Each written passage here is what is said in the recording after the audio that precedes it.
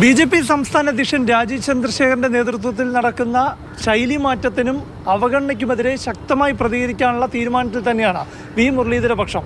ഇന്നത്തെ core committee യോഗം അതിനുള്ള വേദിയുമായിരുന്നു.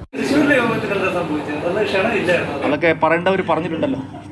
തൃശ്ശൂരിലെ നേതൃയോഗത്തിലേക്ക് വി മുരളീധരനെയും കെ സുരേന്ദ്രനെയും ക്ഷണിക്കാത്തതിൽ വി മുരളീധര പക്ഷത്തിനുള്ള കടുത്ത പ്രതിഷേധമാണ് ഈ പരസ്യ പ്രതികരണം.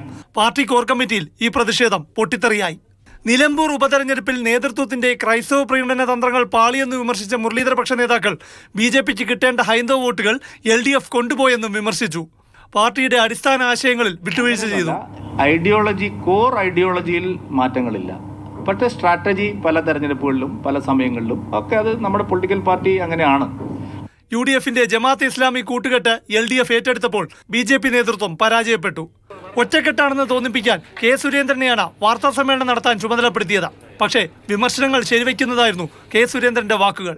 അവിടെ തേർഡ് ഓൾട്ടർനേറ്റീവ് ആര് എന്നുള്ളതിനെ കുറിച്ച് ജനങ്ങൾക്കിടയിൽ ഒരു കൺഫ്യൂഷൻ ഉണ്ടായിരുന്നു.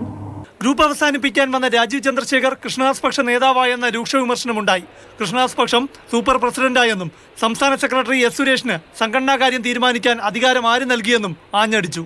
വി മുരളീധരനെയും കെ സുരേന്ദ്രനെയും നേതൃയോഗത്തിലേക്ക് ക്ഷണിക്കാത്തതിന് രാജീവ് ചന്ദ്രശേഖർ പറഞ്ഞ ന്യായീകരണം രണ്ടുപേർക്കും വേറെ വലിയ ജോലികൾ ഉണ്ടെന്നായിരുന്നു. വാർത്ത പുറത്തുപോയത് തെറ്റെന്നായിരുന്നു കോർ കമ്മിറ്റിയിൽ കൃഷ്ണദാസ് പക്ഷ നേതാക്കളുടെ പ്രതിരോധം. നേതൃത്വത്തിന്റെ വീഴ്ചകൾ പരിഹരിക്കാൻ ദേശീയ സംഘടനാ സെക്രട്ടറി BL സന്തോഷ് ഇടപെട്ടതായും മുരളീധര പക്ഷം വിശദീകരിക്കുകയാണ്. പ്രശാന്ത് കൃഷ്ണ, മാതൃഭൂമി ന്യൂസ്, തിരുവനന്തപുരം.